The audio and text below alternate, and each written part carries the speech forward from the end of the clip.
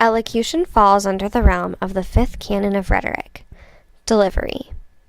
Stephen Lynn's Rhetoric and Composition and Introduction provides an overview of not only elocution's historical role, but its practical applications in writing.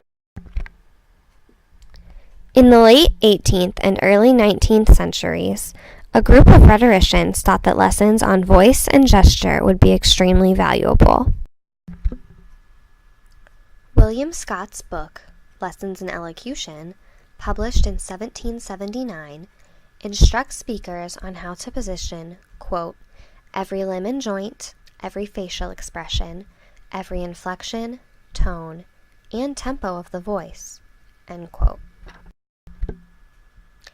In 1806, Gilbert Austin's Chiromania demonstrates how to, quote, mark a text for delivery, showing where to speak slowly and softly, where to be loud and slow, where to pause, even where to whisper, end quote.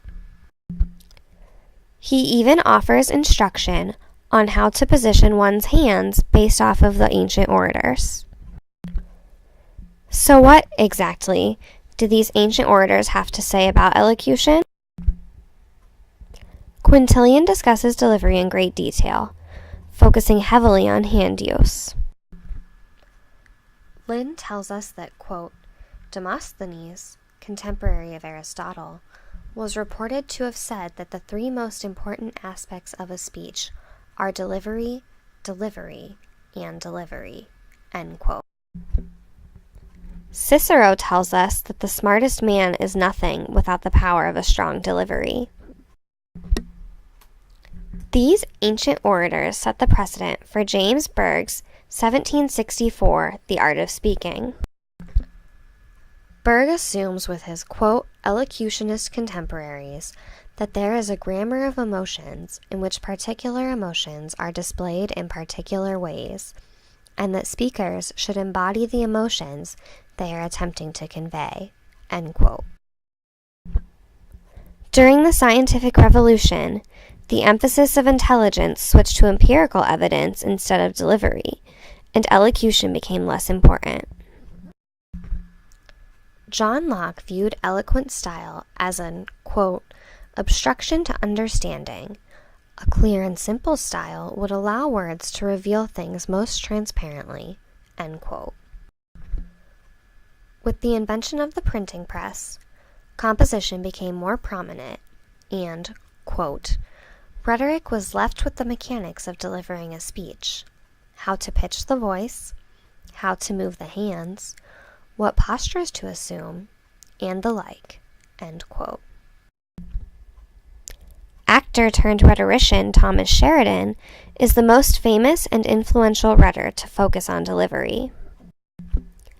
In 1762, his book, Lectures on Elocution, was published, stressing a natural tone, delivery which supports the message, and conventional gestures.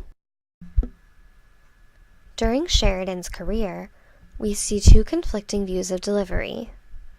Quote, that it is just acting, and that it is foundational, with rhetoric as the focus of education, and delivery at the center of that focus, end quote.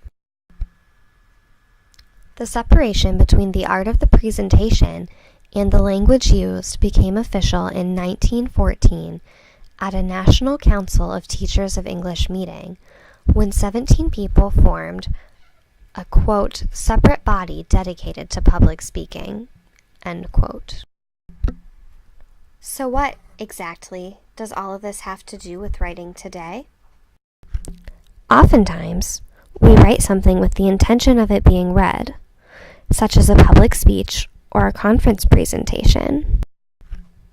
When doing so, we have to write not only with traditional grammar and style in mind, but also the grammar of emotions that Lynn tells us elocution is. Teaching is all about elocution. How do you present the information so that it best reaches your students? In teaching writing, one must not only practice elocution in their own teaching, but understand how to convey that skill to students. Elocution still remains from the days of the ancient rhetors as a necessary skill, despite the transition from oral to written culture. Understanding elocution helps us to enhance our message and deliver it in the most effective method.